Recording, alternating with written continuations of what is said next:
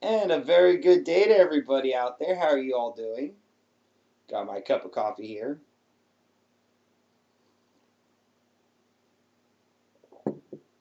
Gonna have to apologize for no video yesterday.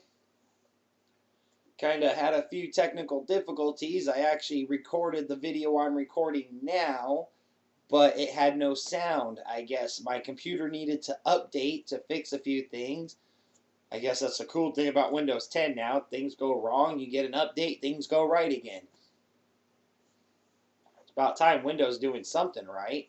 Too bad they can't make phones.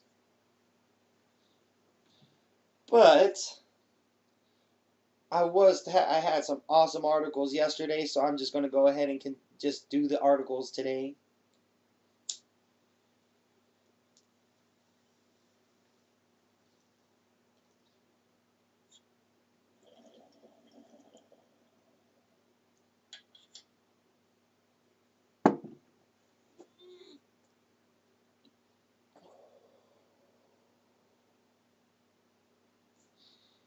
I notice that always every time I do that, it makes my whole screen go.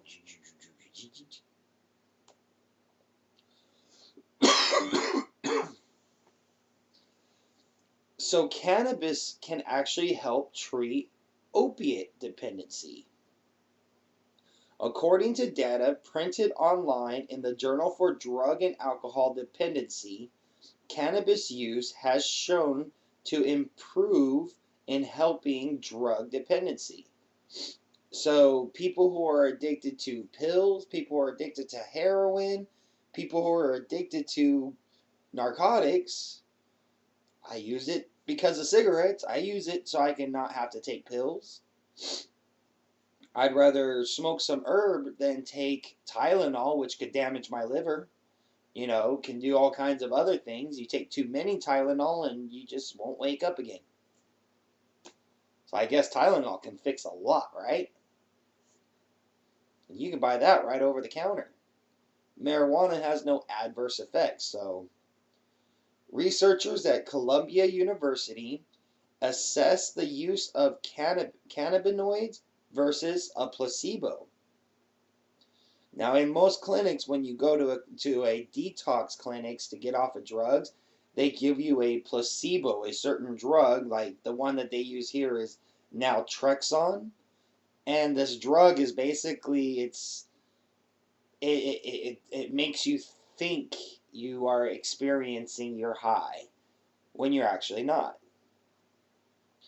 Now they use the naltrexone here versus an oral THC, and they found that the oral THC compared to the naltrexone lowered the severity of withdrawal and helped patients get through the detox program. So people who were taking the oral THC didn't have as much of a withdrawal symptom as they did before, or they would actually get through the whole program instead of dropping out because you just gotta have that fix. The program ain't just working anymore. Placebo me again. Let me get some. Let me get a little bit of my placebo here.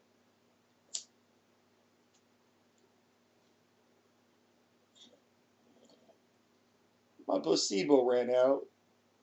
That doesn't sound right. They also noticed. Sorry for getting off screen here. That's why I usually have my ashtray on screen. But hey, they also noticed that patients who actually were using the cannabis got more sleep and had less anxiety than those who didn't. So basically, here you have people going around trying to get off opiates. They're getting anxious, and that's what causes them to end up taking the opiates again. They can't sleep. Take more opiates. Go to sleep. Marijuana helps them with that so that they don't have to go through that experience. They just go to sleep. Now, the findings that they have found actually are not just recent findings. There's been two other studies, one in 2001 and one in 2009, that shown a greater treatment adherence for those who use marijuana outside of normal treatment. Basically, meaning the people who were using marijuana outside of the actual normal detox treatment, they were staying with the treatment and they would actually finish the treatment and actually wean off of whatever drug. I know everybody's out there going, yeah, of course, they're using marijuana as a substitute. Of course they feel that way. It's a healthier substitute. It's like substituting chocolate for pills. Of course, you know, chocolate has killed more people than marijuana. Just saying.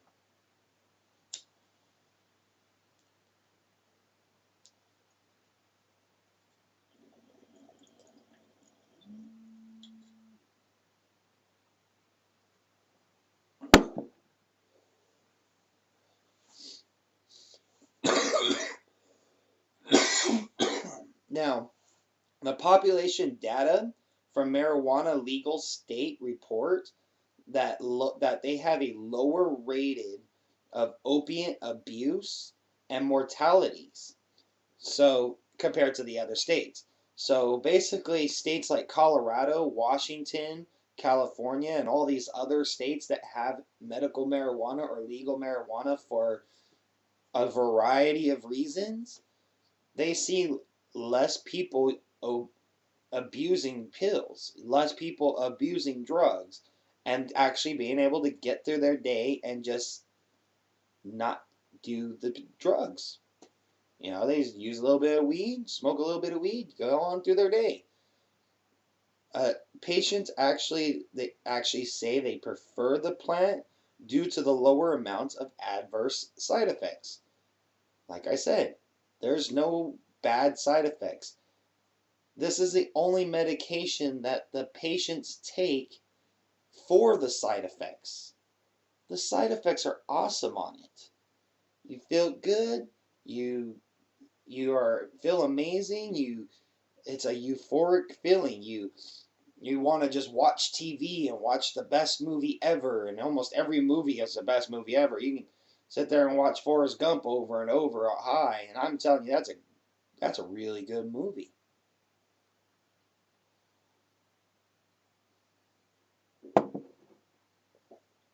Be like that one guy on that one movie.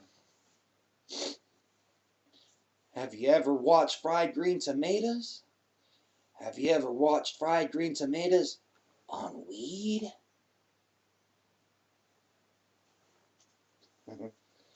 Of course, they actually have a death toll of how many people have died from pills versus how many within the past 2 different years. They actually show that in 1999 there was a total of 4,100 people who died from pills or drug overdose. In 2010, it jumped greatly to 16,600 people. That's a 4 times jump. I mean, that's a huge, huge jump. So, with all these people dying from pills, let's give them weed. I mean, my next story actually shows how popular weed is that we should just make it legal. It's so popular, it should just be legal. As it says here, using the latest data from the United Nations Drug and Crime report,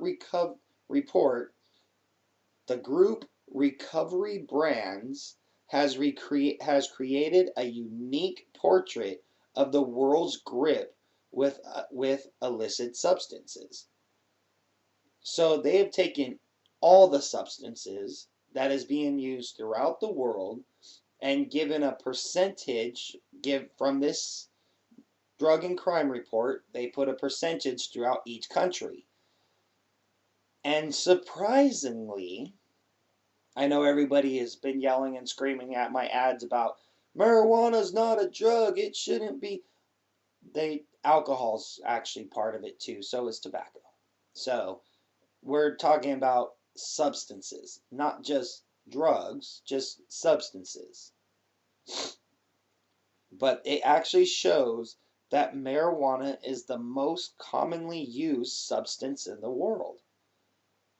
So out of all the substances that are out there that can be used, marijuana is the greatest used.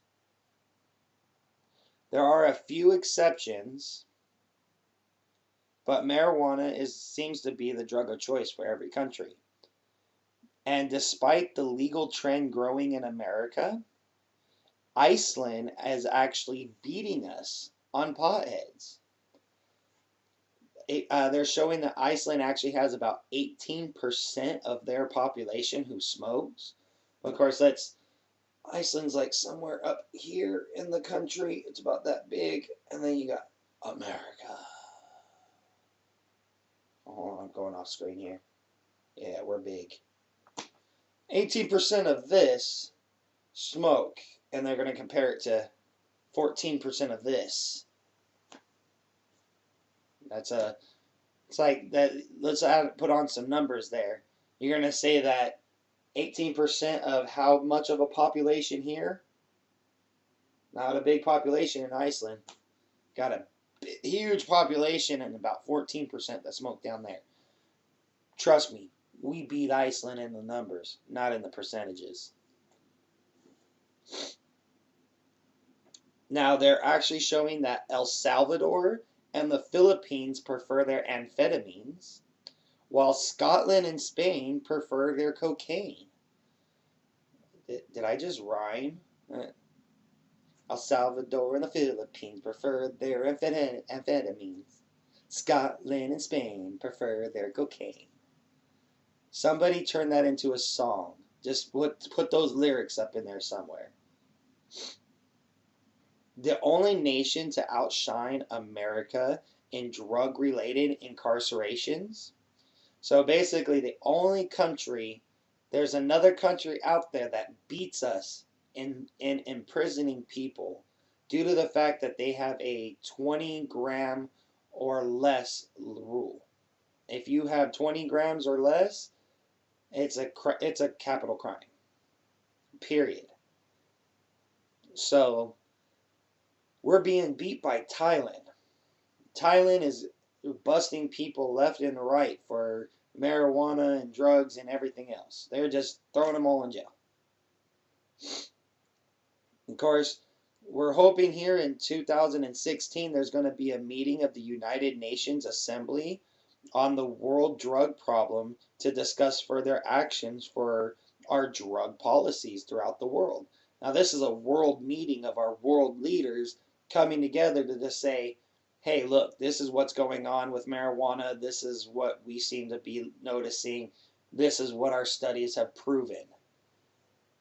So let's see what happens here in April. We might be seeing a huge change come this next year when it comes to federal drug policies altogether.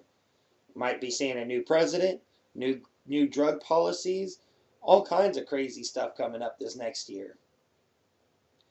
Kind of seems like we're in an exciting time.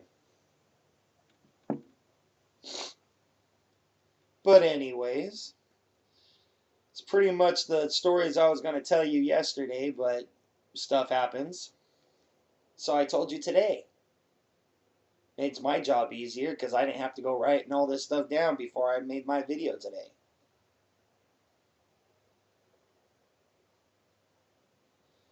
But it does seem that marijuana is the most popular drug on the planet. I think it is time for it to become legal. Because I mean, by all means, it helps people get off of drugs. Who would ever think of that? A drug that helps you get off of drugs. Anyways, remember to educate before you medicate. I'm getting out of here.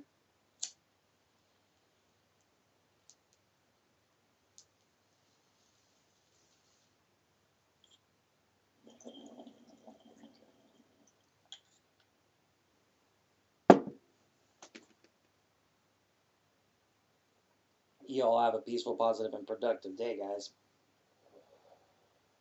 Coming at you.